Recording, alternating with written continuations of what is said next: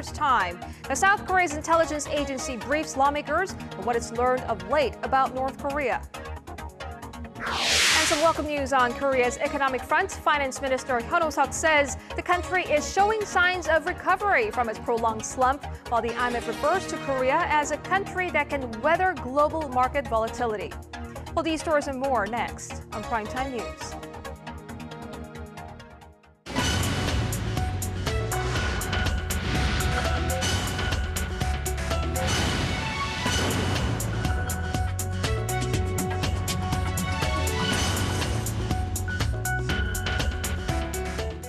Good evening and welcome to Primetime News. It's Tuesday, October 8th here in Korea. Live from Seoul, I'm Yoo Ji-hye. And I'm Sean Lim. Thank you so much for joining us.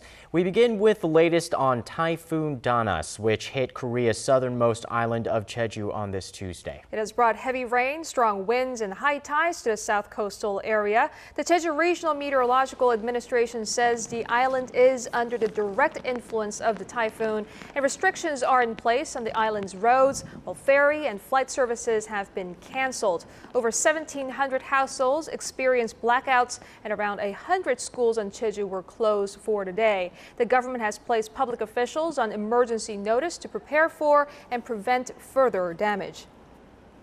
And staying with Danas, the typhoon has prompted authorities to postpone the joint naval drills between South Korea, the United States, and Japan that were scheduled to take place from Tuesday to Thursday. The trilateral drills were to include nuclear-powered American aircraft carrier, the USS George Washington, a guided missile cruiser from the United States, as well as Aegis destroyers from South Korea and Japan.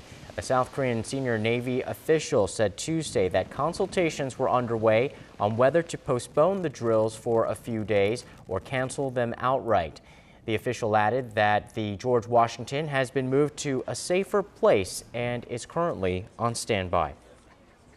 And prior to news of the delay in drills, North Korea stepped up its rhetoric against South Korea and the U.S., warning of a, quote, horrible disaster. It's barely the latest in the flurry of heightened criticism directed toward the South and its allies in recent weeks. Here's Arirang News' Kim Ji-yeon with this report. The North Korean army has ordered all of its troops to be on a war posture against the U.S.-led drills on the Korean peninsula. The North Korean Central News Agency reported Tuesday that the General Staff of the Korean People's Army protested against the deployment of the U.S. aircraft carrier George Washington for the joint military exercises with South Korea and Japan. It added that the U.S. would be responsible for any horrible disasters that may arise. A spokesman for the Army chief argued that if the U.S. truly wanted to see the denuclearization of the Korean peninsula, it should be Washington, not Pyongyang, that should prove its determination. This move is in line with an escalation in criticism of the South and its allies in recent weeks. Over the weekend, the North Korean Nodongshinmun newspaper referred to President Park Geun-hye as a ruler of a puppet government that praises its past authoritarian rule. And the North Korean Committee for the Peaceful Reunification of the Fatherland, which deals with unification issues, said that the Park administration has been fueling conflict in the region by disrespecting Pyongyang. Last week, the committee threatened a preemptive strike against any military provocations from South Korea and the United States after the two allies endorsed a deterrence strategy to fight against potential North Korean nuclear and missile threats. Local experts in Seoul say that the recent escalation in rhetoric is a sign that Pyongyang wants Seoul to change how it deals with the North. Yang Woo-jin, professor of the University of North Korean Studies in Seoul, told the Hangyeol newspaper that relations between the two Koreas are not likely to improve anytime soon unless the Park administration changes its hardline stance on issues related to the North. Kim Ji-yeon, Arirang News. And it was just last month when inter-Korean relations seemed to be on an upswing. Now, operations at the Kaesong Industrial Complex were resuming.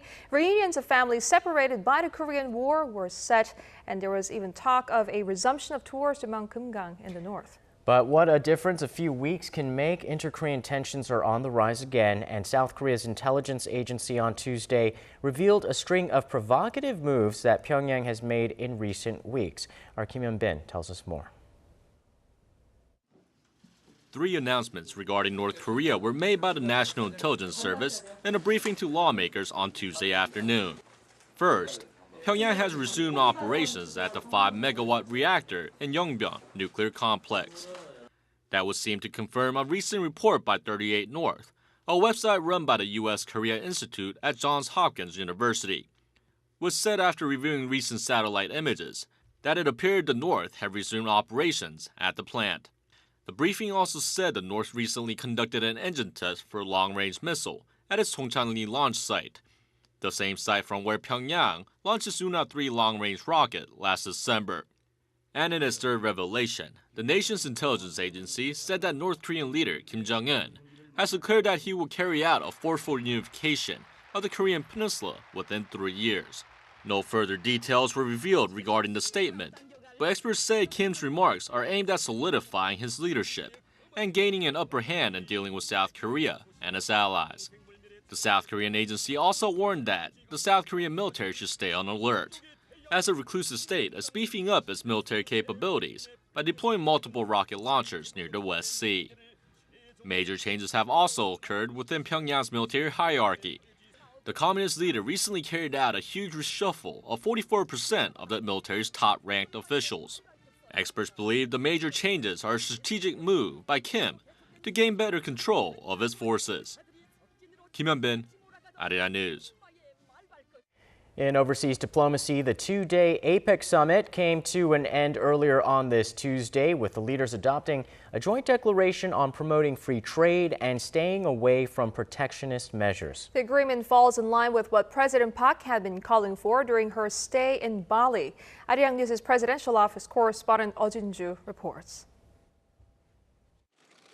The key focus of this year's APEC summit was strengthening the multilateral trading system with the goal of achieving balanced growth within the Asia-Pacific region. On the last day of the gathering in Bali on Tuesday, the leaders adopted a joint declaration and agreed to extend their commitment to resist protectionist measures by a year to 2016. President Park put great emphasis on trade liberalization throughout the two-day meeting. On Monday, in a keynote speech at the first session of the summit, the president has stressed that trade liberalization is the most cost-effective way to promote economic revitalization, job creation, and welfare enhancement. In an interview with Indonesian newspaper The Jakarta Post published on Tuesday, President Park reiterated that APEC member nations should strive to block the spread of trade protectionism. She said although countries may be tempted to engage in trade protectionism when the economy gets bad, history has shown that promoting trade at such times eventually leads to economic recovery.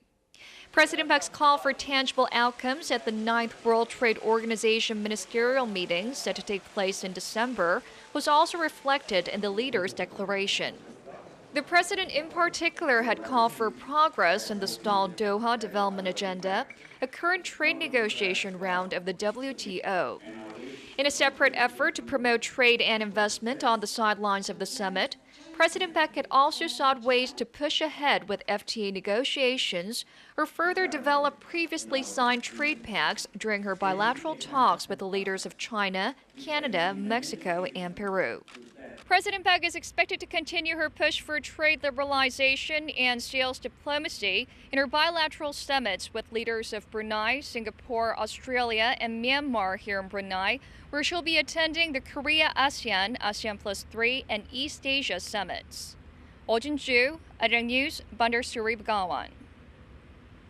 And at the National Assembly here in Korea, following the ruling Senate Party's address a day earlier, it was the main opposition's turn to lay out its goals for the current parliamentary session on this Tuesday. It stressed the need for a restoration of democracy and the welfare of the general public. Our political correspondent Kim Hyun-ji has the details. At a gathering of the full parliament and members of President Park Geun-hye's cabinet Tuesday, Democratic Party floor leader Chun Byung-hun accused the Park administration of putting a dent in democracy and the welfare of the general public, the values the Constitution says the government must uphold. Calling the first 8 months of the Park administration an era of crippled governance, Chun said it all emanated from, quote, the spy agency's interference in last year's presidential election and President Park's refusal to acknowledge it. He argued the president has refused to communicate and work with the opposition and has turned a blind eye to the party's protests against the government and ruling party. Chun called for tough reforms of the National Intelligence Service, including limits on its investigative power, that would be led by the parliament. The investigative power of the National Intelligence Service must be limited to information on North Korea, here and abroad. South Korea is the only advanced democratic nation where the intelligence agency has investigative authority. Saying that President Park has taken a step back from many of the campaign pledges she made on economic democratization and welfare, the opposition party floor leader also vowed to push for fair business practices and universal welfare. The Democratic Party will push for a paradigm shift to an economy where wages and consumption fuel growth, ending the old era of neoliberalism, where land development and speculation led growth. Chun made clear that his party will oppose the government's attempt to revise the nation's tax code, saying that it is a scheme that places a heavier revenue burden on salaried workers and the self-employed, and asks very little from the wealthiest members of society. In response, the ruling Saenuri Party said the Democratic Party's claims about a democracy in retreat under the Park Geun-hye administration are nonsense, and that Korea's democracy is on par with some of the most advanced nations in the world. Kim Hyun-ji, Arirang News.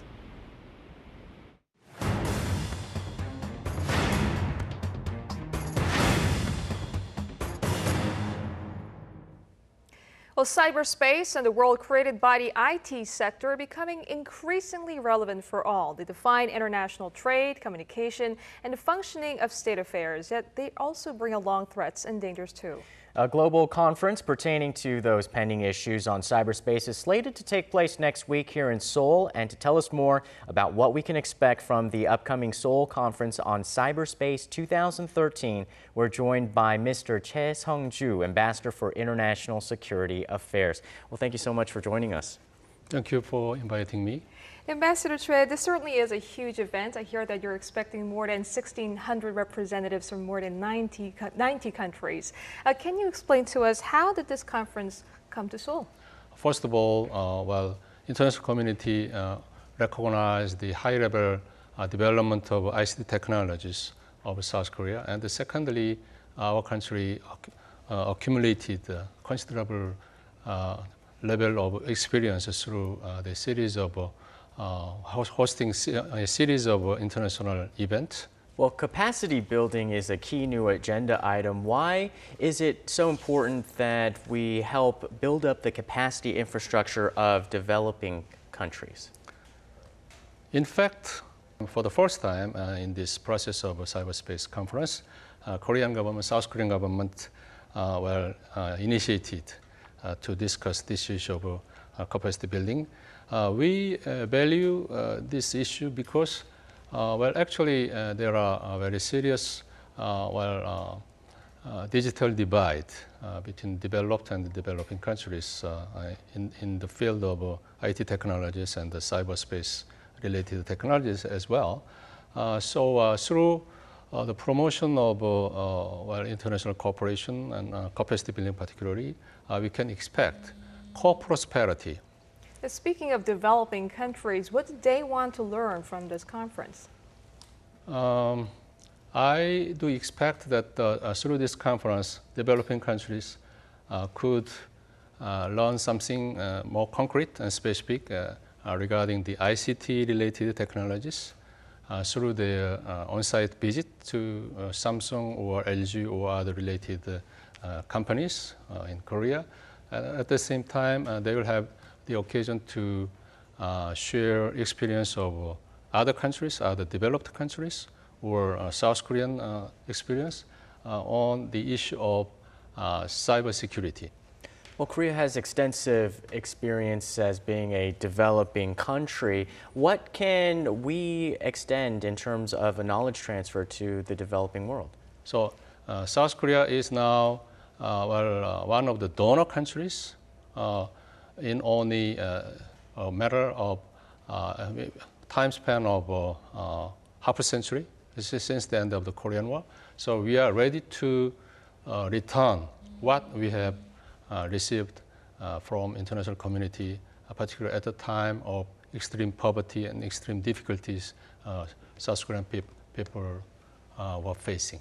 Well, what's the most pressing issue or challenge in cyberspace, especially in terms of cybersecurity? Well, as a practical way, the most important is the establishment of confidence and trust, and kind of a CBM, confidence building measures among the countries concerned. So that's why through Seoul Conference, we do hope that more countries could be interested in starting the multilateral CBM or regional CBM to strengthen international security and to cope with the problem of cybercrime or cybersecurity. Well, it certainly sounds like there's going to be an amazing conference ahead of us. We wish you the best in that. Thanks so much for joining us. Thank you very much. Thank you. Thank you for your time.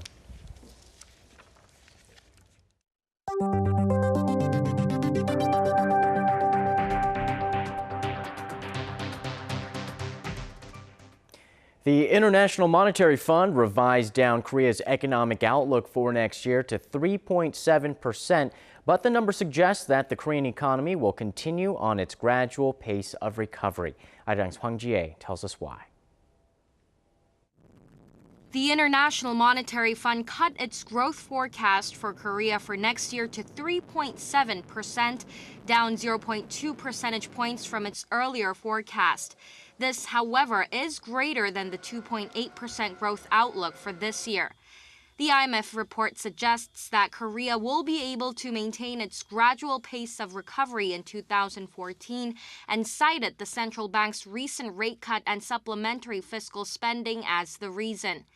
Data in this month's report by the Ministry of Strategy and Finance on the latest economic conditions in Korea also points to the strong prospects of a sustained recovery. The IMF revising down the growth outlook means the pace of recovery is weaker than expected. The trend of economic growth remains firm.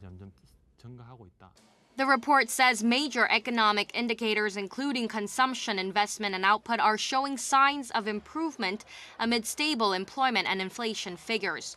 Korea's industrial output grew 1.8% in August from a month earlier, the fastest pace in 9 months on strong automobile and mobile phone production. There were more than 25 million people at work in August, up more than 430,000 from a year earlier, the largest on-year job growth in 11 months. The finance ministry added, however, that weak activity in the private sector and external risks coming from the U.S. budget standoff and the Federal Reserve's planned bond-buying stimulus tapering could have a negative impact on the economy. Hwang Ji-ae, Arirang News. And speaking of the recovery, business was booming for Korean shipbuilders in the first 9 months of the year. Data from London-based Clarkson Research Services shows that the combined orders for Korean ship contracts rose 88.7% in the first 3 quarters of the year compared to the same period a year earlier. Domestic shipbuilders won a combined 10.8 million compensated gross tons of new orders in that time frame, good enough for 36% of orders worldwide. And while that's a positive development for the sector, which has been struggling through the economic downturn and slowing demand, industry watchers were quick to tamp down expectations of a full-blown recovery as new shipbuilding prices still remain low compared to 2 years ago. And as the U.S. government shutdown enters week 2, U.S. President Barack Obama says he's willing to talk with Republican leaders, but not under the threat of a debt default and a prolonged government shutdown. Our Connie Kim has the latest. With the U.S. government shutdown extending into its second week and the debt limit deadline looming, U.S. President Barack Obama on Monday called on Republican leaders to hold a vote to reopen the government and raise the debt ceiling. The truth of the matter is there are enough Republican and Democratic votes in the House of Representatives right now to end the shutdown immediately with no partisan strings attached. The president was responding to a statement by House Representative Speaker John Boehner on Sunday, who claimed that there are not enough votes to pass a resolution to end the shutdown. Boehner said, however, that he is willing to talk with the president about the issue of raising the debt ceiling, which currently sits at $16.7 trillion. Lawmakers have until October 17th to increase the nation's multi-trillion-dollar debt ceiling to pay its bills and avoid default. Obama has said that he is willing to talk to Republicans on fiscal and budget issues, but not under threat of a shutdown and debt default. Separately on Monday, White House National Economic Council Director Gene Sperling did not rule out a short-term increase to the borrowing cap, which could offer more time for an agreement. Connie Kim, Arirang News.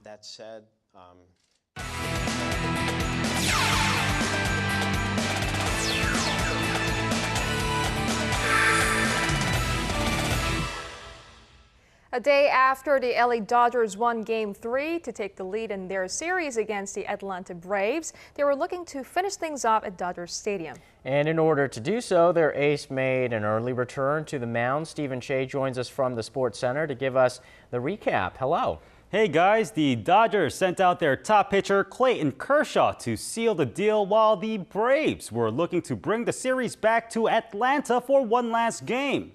LA was the first to strike, with Carl Crawford smacking 2 solo shots in the first and third innings.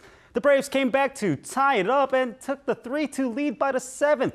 Now in the bottom of the 8th, with 1 on and no outs, it was Juan Uribe. He fouled off 2 bunt attempts before hitting a 2-run homer to left, putting LA up by 1 and leading them to win 4-3. They will now face either Pittsburgh or St. Louis in the National League Championship Series. And coming home, it's time for KBO playoff highlights. The Tucson Bears visited the Nexen Heroes for Game 1 of their playoff series. Now the crosstown rivals going for the crucial win. It's the first ace sac fly by the Heroes. Seo Dong-uk scores the first run. Then it's the cleanup MVP, Park Byung-ho. He adds a solo homer to center. It's 2-0 Nexen. Next inning, the Bears, Chung Soo-bin singles 1 home, and so does Yang Eui-ji. Its scores are level 2-2. Now we go on to the bottom of the 6th. Nexen gets the lead, but top 9th, Tucson ties it up.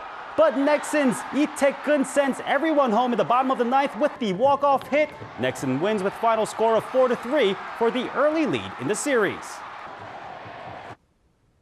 Now we go on and finish things off with football. Arsenal's misfit striker Park Ju-young appears to be lining up for a loan to the English football's second league team, Wigan Athletic. Wigan boss Owen Coyle is desperate to shore up his injury-prone offense and is seeking to make an emergency loan offer, though none has been made just yet. Now it's a chance for the shunned striker to get some real minutes and play some first-team football and earn his way back on the South Korean national squad ahead of next year's World Cup. Now that does it for me here in the Sports Center. This has been Stephen Che. Check back at midnight for the latest in the world of sports.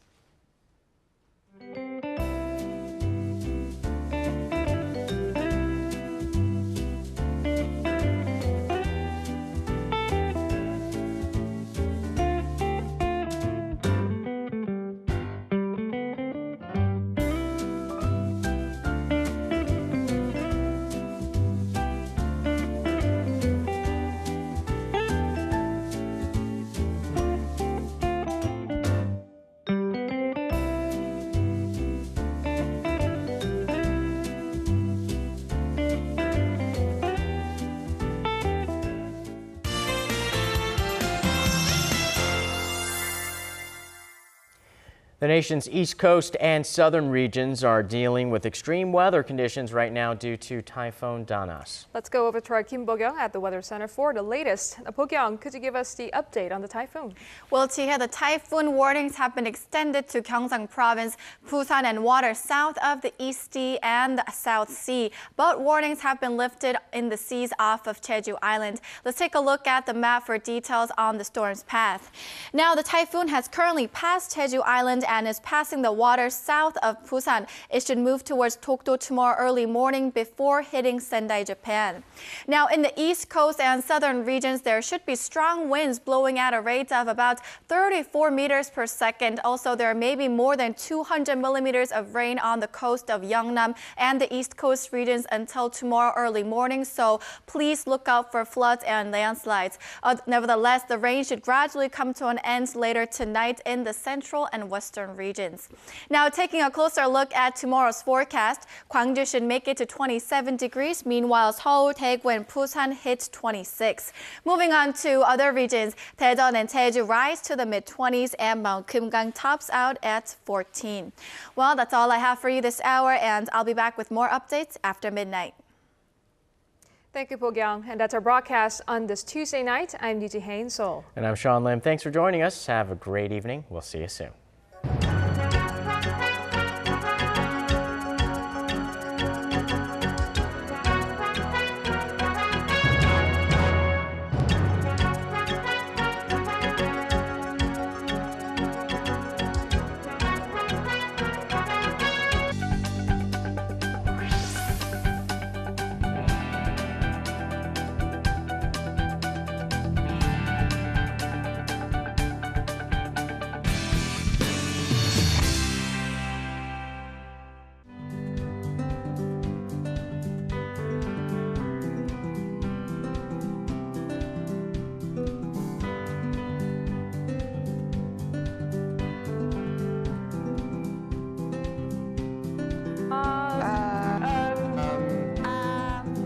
The mini shops being open 24 hours. The 24-hour service, the places you can get. I like beer, so go and get a beer with my friend in the